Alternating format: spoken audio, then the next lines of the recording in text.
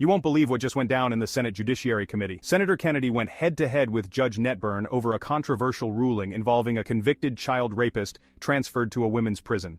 The exchange was explosive. Netburn's past, the legal reasoning, and Kennedy's relentless questioning. Stick around as we break it all down. First, the facts. William McClain, also known as July Justine Shelby, pled guilty to raping a 9-year-old boy and a 17-year-old girl. After prison, he sent child porn to another offender, landed back in federal prison, then transitioned and demanded transfer to a women's facility. The Bureau of Prisons said no, but Judge Netburn overruled them, claiming constitutional violations. Kennedy wasn't having it. Netburn argued McClain hadn't reoffended in 30 years and was, quote, hormonally female. But Kennedy fired back. How do you guarantee he won't hurt female inmates? Netburn dodged hard. Judge Dixon, can you tell me about the full faith and credit clause of the Constitution? It's me, Senator Kennedy, Judge Valenzuela. Oh, I'm sorry. I can't see that far. Okay. I just got new glasses. Judge down here, and then we'll come this way. Judge Court, Senator, I had the same issue when I walked into the room. I thought that it would be difficult to see my last name, so no need to apologize. Okay. So, and I apologize. Your question is the full faith and credit clause, yes, ma'am. clause of the Constitution. It requires that the states give full faith and credit to judgments of other states. Okay, very good. Judge Netburn, I was looking at your resume.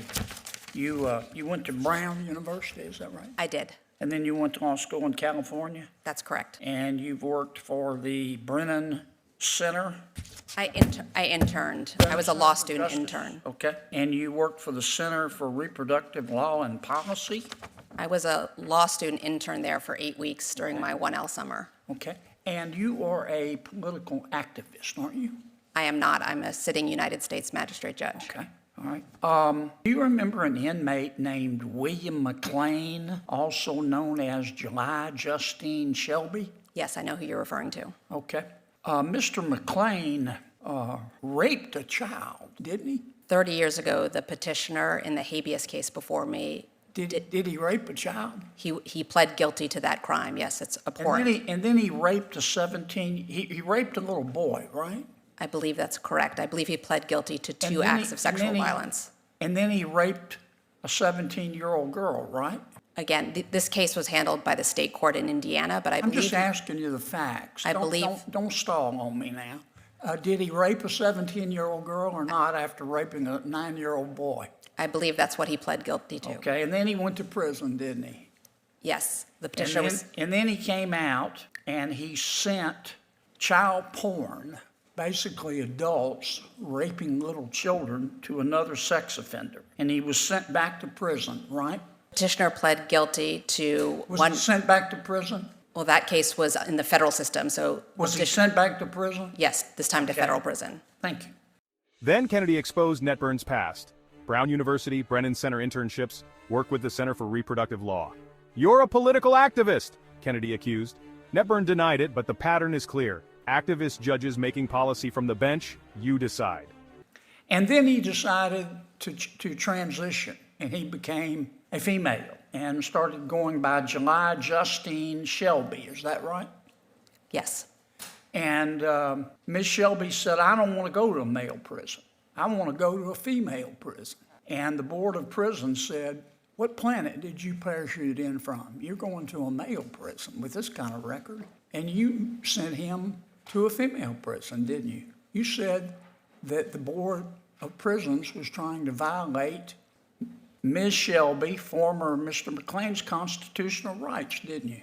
I issued a report and recommendation to the district judge recommending that the district judge transfer the petitioner to a women's facility. The district judge adopted that recommendation. The Board of Prisons was trying to violate Ms. Shelby's, Mr. McClain's constitutional rights, didn't you? So I based my decision on the facts that were presented to me in the record evidence. But it wasn't that your ruling? I recommended finding that under Estelle versus Gamble. Why won't you admit that was your ruling? Are you ashamed of it today? I'm not. I'm answering the question. I applied Estelle versus But Gamble. was that your ruling?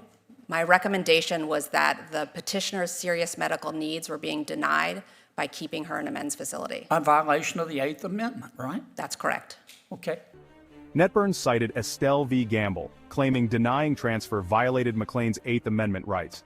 But Kennedy hammered her, asking, where's the precedent for putting a male child rapist in a women's prison? The Department of Justice didn't appeal. Why? Was this activism masquerading as law? Want more explosive breakdowns? Smash that subscribe button. We cover the stories the mainstream media won't.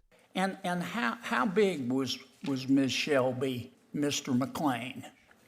I don't have a specific recollection. Your colleague just suggested that she was 6'2"? more than 6 feet tall. And you told the Board of Prisons, well, she'll be okay. The other women in the female prison will be okay because it's only hypothetical that Ms. Shelby, Mr. McClain would reoffend again. After he's already raped a 9-year-old boy and a 17-year-old girl, there's been sending child porn through the mail. You said there's no chance he'll reoffend again. Did you say that? Senator Kennedy, I based my decision on the record. But am I evidence. right? Did you conclude that? I don't have a specific recollection of that. I did recommend that after finding a constitutional violation. What were you thinking in saying it's only hypothetical that she would reoffend?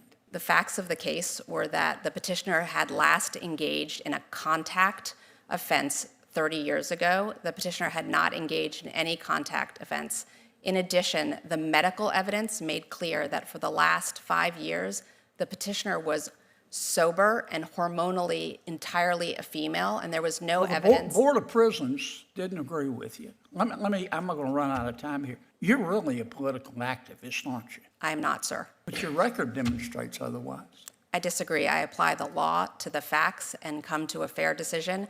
All of my decisions that have been appealed, particularly this one, the district judge adopted my report and recommendation in full, and the government did not move for a stay of the decision. This isn't just about one case, it's about safety. Female inmates shouldn't fear violent offenders in their spaces, yet judges like Netburn prioritize ideology over reality. Kennedy's final blow. You're ashamed of this ruling, aren't you? Netburn's silence spoke volumes. This hearing exposed the dangerous gap between activist judges and common-sense justice. If you're fed up with politics trumping safety, drop a comment below. Should violent offenders be transferred based on gender identity? Don't forget to like, subscribe, and hit the bell for more uncensored coverage. This is Capital Conservatives, signing off.